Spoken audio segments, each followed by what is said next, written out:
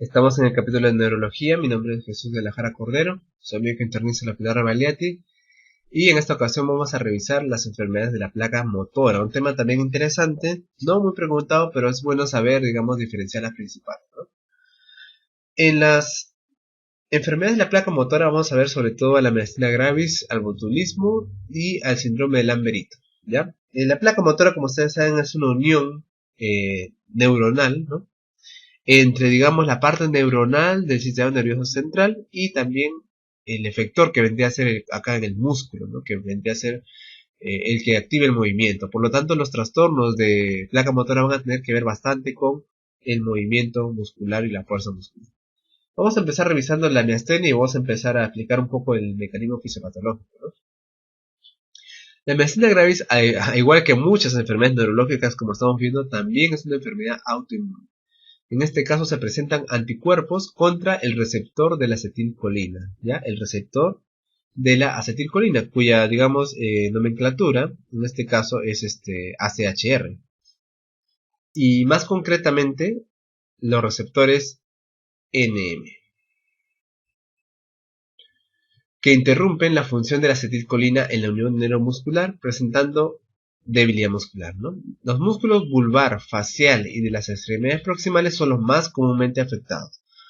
Los más comúnmente afectados, el paciente típicamente es la parte central, ¿no?, que tiene que ver con los músculos que regulan el movimiento ocular, facial y de las extremidades proximales. Y justifican los síntomas de debilidad general, tosis, caída de los párpados. Caída de los párpados es lo más frecuente, una de las cosas más frecuentes en la miastenia, y la diplopia. La debilidad de los músculos de la respiración pudiera llevar a la falla respiratoria, la cual se llama crisis miasténica. Entonces, justamente al comprometer los músculos centrales, como pueden ser también los músculos diafragmáticos, los músculos intercostales, el paciente puede tener problemas respiratorios y eso puede ser mortal. La incidencia: se dice que en Estados Unidos la prevalencia de la miastenia es de 20 casos por 100.000 habitantes. En España se han reportado hasta 21 casos, pero por millón de personas. Generalmente la miastenia afecta a las mujeres, ¿ya? Es una enfermedad típica de mujeres, generalmente jóvenes, entre 20 a 30 años. Y si hablamos del grupo racial, predomina el grupo afroamericano, ¿ya? Pero miastenia generalmente en mujeres de 20 a 30 años. Y también en el caso de los hombres tenemos otro pico, ¿no? Si son pacientes hombres, tenemos que en la séptima y octava década, ya en el estado vejez, se da en los pacientes varones, ¿ya? Acá este cuadro es muy interesante, me gusta mucho para explicar la fisiopatología de la miastenia gravis. Como ustedes ven acá, miren, por ejemplo, pudiera, digamos, haber unas células T autorreactivas que se producen gracias a una producción de autoanticuerpos, ¿no? Activación de célula B o producción de autoanticuerpos, ¿no? Y esto de acá puede ser estimulado por la célula T autorreactiva, y la consecuencia va a ser de que va a haber una producción de autoanticuerpos. ¿Contra qué? Justamente contra los receptores de acetilcolina, ¿no? Acuérdense ustedes que la acetilcolina es una sustancia, es un neurotransmisor muy importante que me va a servir no solamente como, digamos, estimulador de ciertas actividades a nivel del sistema nervioso central, del cerebro, sino también para estimular el movimiento, activar el impulso neuromuscular. Entonces, acá tenemos por un lado esta membrana que se llama presináptica y la membrana postsináptica, ¿ya? La membrana postsináptica, fácil, es el músculo que está después de la sinapsis. La sinapsis vendría a ser la unión de ambas, ¿no? Esa sería la sinapsis. Lo que está después, la postsináptica, sería el órgano efector, que es el músculo. Y la presináptica sería la neurona que va a descargar recién la acetilcolina. La acetilcolina va a ser el neurotransmisor que la va a conectar. Entonces, esta producción de anticuerpos se va a ir ¿hacia quién? Hacia los receptores de acetilcolina, que está graficado por estos celestes, como ven acá. Este receptor de la acetilcolina, entonces, va a tener una destrucción por estos autoanticuerpos. O se van a bloquear o se van a destruir, cualquiera de ambas, ¿ya? Pero la consecuencia va a ser que estos receptores van a estar inactivos. Por lo tanto, esta neurona presináptica va a eliminar la cantidad de acetilcolina que requiere, por supuesto, no hay ningún problema, va a liberar la cantidad de acetilcolina, pero el problema va a ser que cuando la acetilcolina llegue a la membrana postsináptica, no va a haber quien lo reconozca. Y lamentablemente esto va a disminuir la actividad de la acetilcolina, porque los receptores de la acetilcolina están disminuidos. ¿Está bien? Entonces, esto acaba de disminuir la concentración de acetilcolina y va a disminuir la contracción muscular. Eso es la explicación fisiopatológica de cómo se origina la miastenia gravis. Y eso también me va a permitir explicar una cosa, que voy a explicarlo ahora porque tengo el gráfico acá. Una característica de la miastenia gravis, de la sintomatología de la pérdida de fuerza muscular, es que el paciente, digamos, amanece bien y empeora a lo largo del día. ¿Por qué sea esto, doctor? Bueno, a diferencia de los otros trastornos, como el síndrome de Lamberito y el botulismo. Vamos a explicarlo de la siguiente manera. Cuando el paciente empieza el día, entonces, libera acetilcolina normal, sí, pero los receptores están, digamos, copados. Entonces, la acetilcolina, ¿qué hace? Busca los receptores que están libres y eso ocasiona el movimiento. Perfecto. Pero ¿qué sucede cuando el paciente pasa el día, o en todo caso, mejor dicho, hace ejercicio o hace sus actividades? Cuando hace sus actividades, los receptores ya se están copando. Ya no hay más receptores que copar. Entonces, lamentablemente, la persona sigue haciendo sus actividades y a medida que aumenta la liberación de acetilcolina, disminuye la cantidad de receptores posibles, por lo tanto, el movimiento va disminuyendo. Esa es la razón por la cual el paciente con miastenia gravis amanece bien y empeora a lo largo del día. Muy diferente al síndrome de Lamberito, en el cual el problema no son los receptores, sino más bien la producción de acetilcolina. Como dice ahí, la sintomatología se expresa cuando el 30% de receptores está en problemas. Acá hay una falla entonces de la transmisión neuromuscular, ¿no? La pérdida de receptores funcionales da como resultado la disminución de la amplitud de la placa terminal. Por lo tanto, cae debajo del umbral requerido ¿para qué? Para la generación de potencial de acción de la fibra muscular. Los hallazgos más consistentes son la asociación de HLA-DR3, digamos, es un genotipo del paciente con miastenia HLA-DR3 y a los alelos B88, ¿no? De inicio temprano e hiperplasia de timo. Los músculos cardíaco y liso no se afectan porque ellos parece que tienen diferente antigenicidad que el músculo esquelético. Casi todos los pacientes con miastenia gravis tienen anticuerpos contra los receptores de acetilcolina. ¿Cuál es la génesis de estos anticuerpos? Como hemos visto, aparentemente la hiperplasia del timo se ha visto en el 75% de los pacientes con miastenia gravis. Y de estos, mejor dicho, en general, 10 a 15% tienen timoma, un tumor de la glándula del timo. Que ustedes saben que es una glándula que me sirve para fabricar, producir linfocitos maduros y estos de acá producen anticuerpos. Bueno, parece que la permanencia de ese timo en la edad adulta puede generar autoanticuerpos. Y estos autoanticuerpos justamente al parecer se van contra los receptores de acetilcolina y pueden generar la miastenia gravis. Obviamente, al ser una enfermedad autoinmune, la miastenia se acompaña de otras enfermedades autoinmunes. Por ejemplo, la más frecuente, la tiroiditis. También se acompaña de enfermedad de Graves, artritis reumatoide y lupus eritematoso sistémico, ya al ser una enfermedad autoinmune. Acá vemos, por ejemplo, un gráfico, ¿no? En el cual vemos un agrandamiento de la silueta cardíaca. En este caso es un timoma que está ocupando el espacio del mediastino anterior.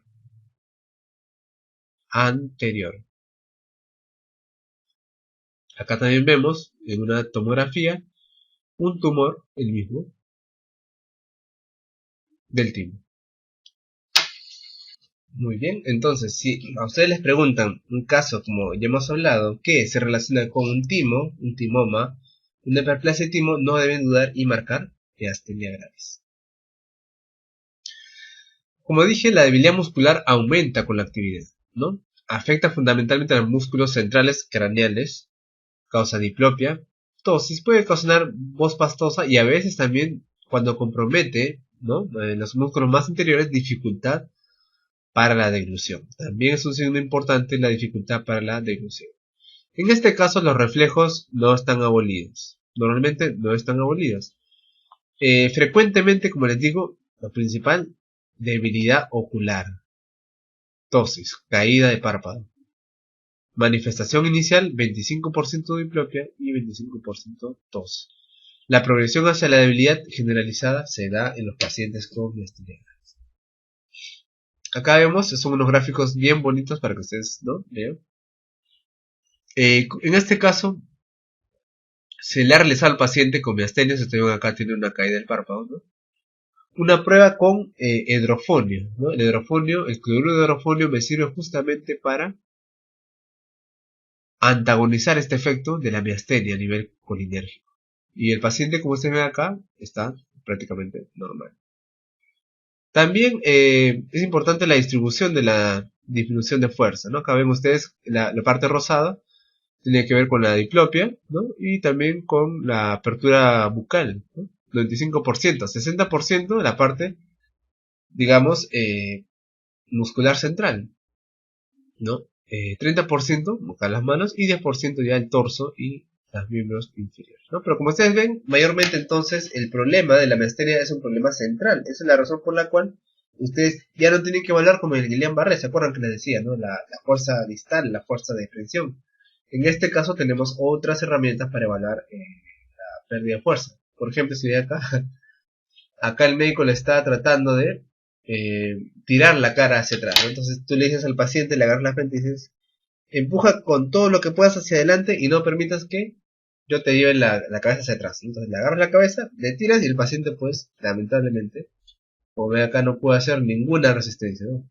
Le jalas la cabeza y el paciente no puede hacer nada.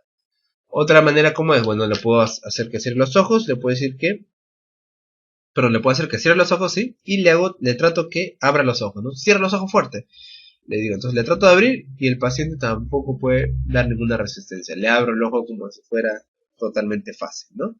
Otra manera de identificar, cuando el paciente camina, sube escaleras, ¿no? El movimiento de subir escaleras es un movimiento predominantemente central. El movimiento de levantarse también, ¿no? Dices al paciente, levántate. Entonces, para levantarse la silla también, no es cierto que utilice las extremidades, pero mayormente es la parte central. Entonces, también otra manera de evaluar, ¿no? Y como ustedes ven acá, el paciente al inicio se siente muy bien y posteriormente desarrolla diplopia y disartria, ¿no?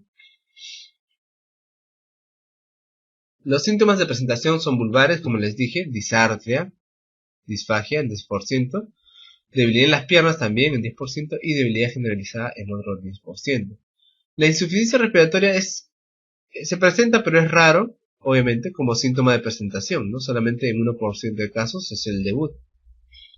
Existen medicamentos que afectan la transmisión neuromuscular, que vamos a ver más adelante, que justamente hay que tener, digamos, en cuenta para saber si el paciente puede tener miastenia y esté sufriendo un recrudecimiento, ¿no? La crisis miasténica es el grado más severo de la miastenia gravis, porque la debilidad extrema de los músculos respiratorios resulta en una falla respiratoria. El paciente no puede ya respirar y eso obviamente es un trastorno de insuficiencia respiratoria por trastorno de ventilación, obviamente, ¿no? El paciente no puede, por disminución de fuerza muscular, imagínense ustedes, poder respirar, ¿no? Y obviamente es un paciente que requiere soporte ventilatorio. Otras enfermedades que se pueden presentar con síntomas similares son el botulismo, diagnóstico diferencial, hipotiroidismo y lesiones de la masa intracraneal.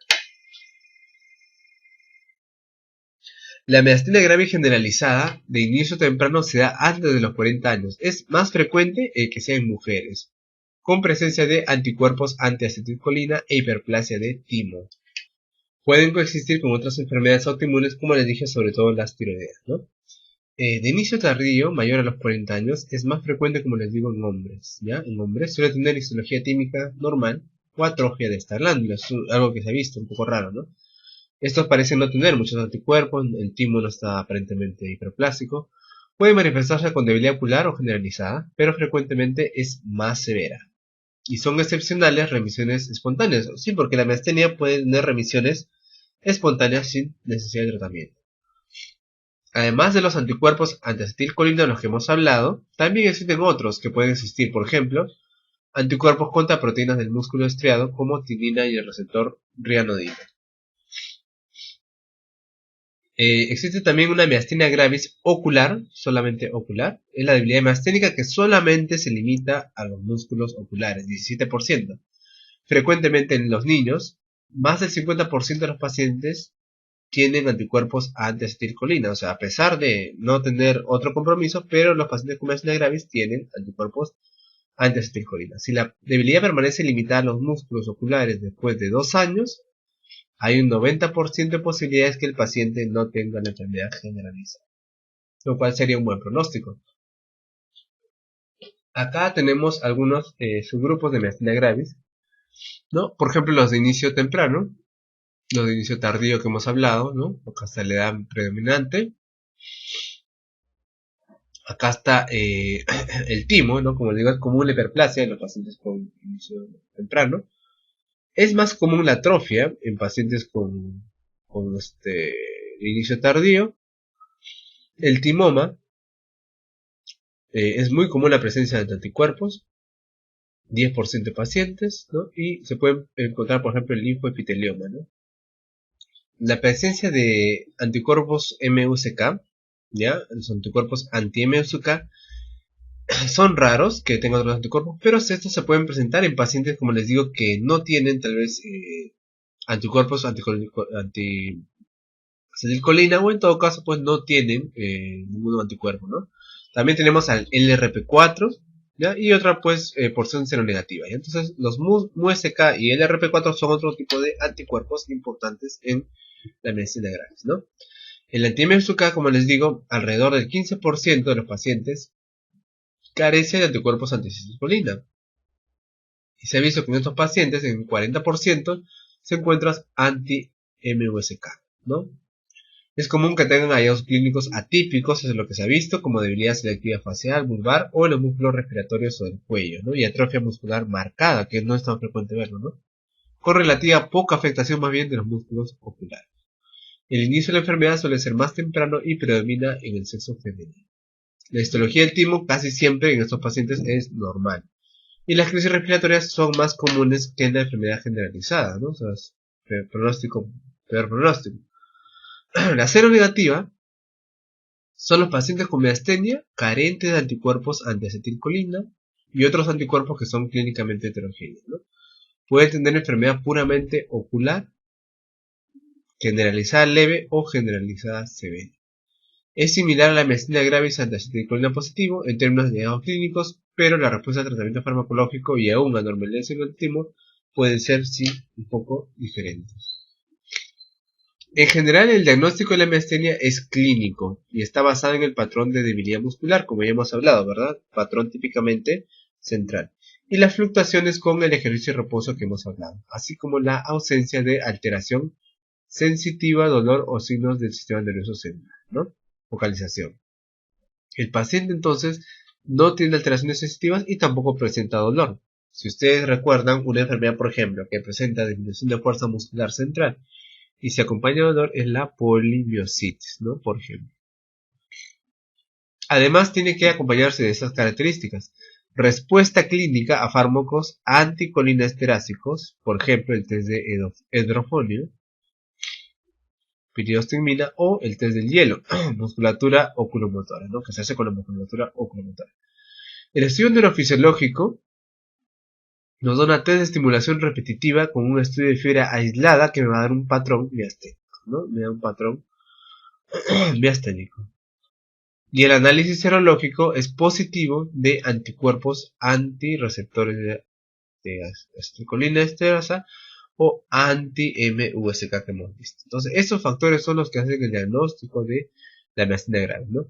Para ello, como les digo, usamos el cloruro de hidrofonio, que es un inhibidor de la colinesterasa de corta acción, que incrementa la cantidad de acetilcolina en la unión neuromuscular, ¿no? Entonces, a pesar de que el mecanismo fisiopatológico es el problema en los receptores, digamos que la permanencia de la acetilcolina, porque estamos degradando a la colinesterasa, o sea, estamos inhibiendo a la colinesterasa que inactiva la acetilcolina, entonces la acetilcolina como que está un poco más de tiempo, y eso le permite, digamos, tener un poco más de unión a los receptores, ¿no? Este incremento vence el bloqueo de los receptores, como les digo, y la tosis oftalmoplegia y la debilidad muscular se corrige en 30 segundos, pero regresa en 1 o 2 minutos, ¿no? Entonces digamos que es un importante, es casi el gol estándar para hacer el diagnóstico, es el gol estándar para hacer el diagnóstico de miastenia gravis, ¿no? La prueba de anticuerpos contra ACRH es la prueba más específica, es cierto, pero más del 15% de los pacientes tienen títulos normales negativos de los anticuerpos, ¿no? Entonces sí, es cierto que es más específico la prueba de ACHR, pero más sensible es aún el test de Hydrophone, ¿no? Actualmente los anticuerpos contra receptores de acetilcolina están presentes en esos pacientes, pero no son detectados por radioinmunoensayo, ¿no? El diagnóstico presentamos anticuerpos contra acetilcolina receptores en 85%, como les digo. Es un porcentaje que no es todavía identificable. Y como ustedes saben, pues también todos los centros no tienen para hacer ese tipo de análisis. ¿Qué fármacos me pueden exacerbar un ataque de miastenia gravis?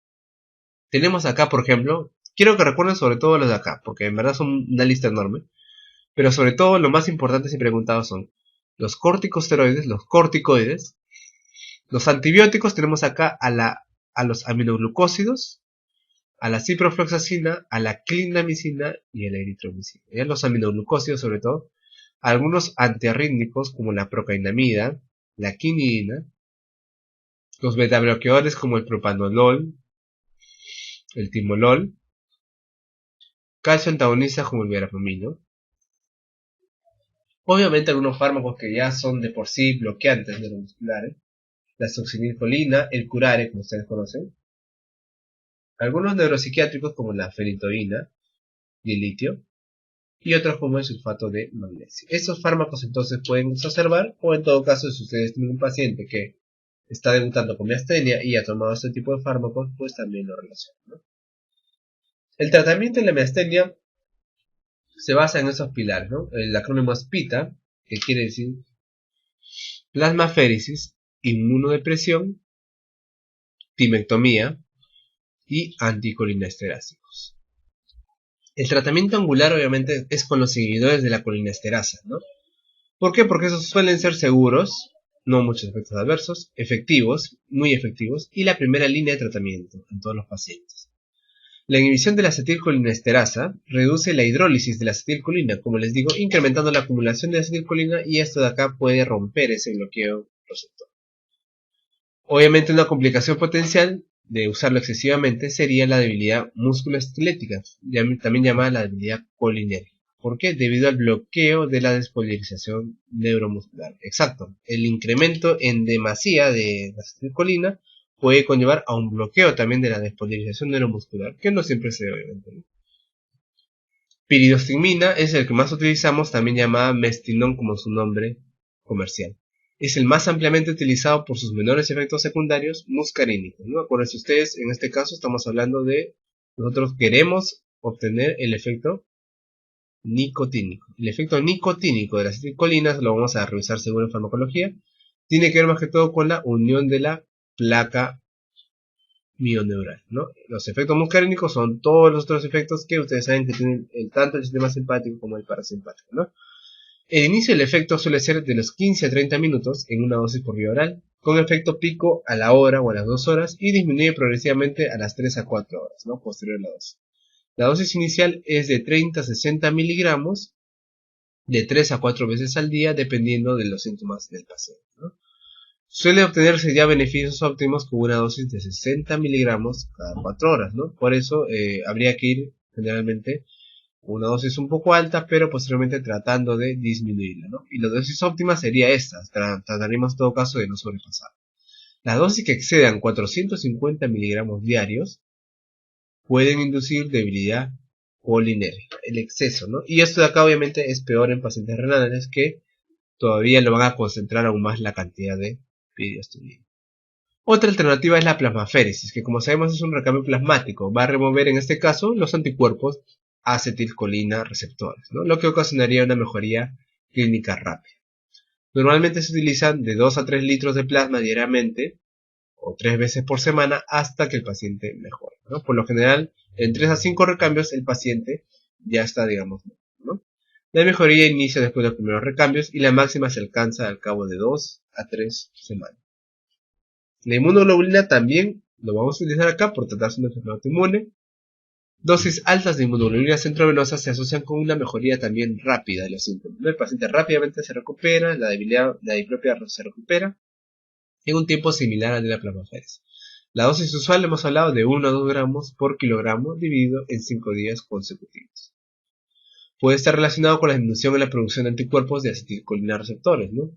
Por lo tanto, tiene las mismas indicaciones que el recambio plasmático. Sobre todo en pacientes con miastenia gravis severa que ha fallado a la dosis máxima de los corticoides o los inmunosupresores.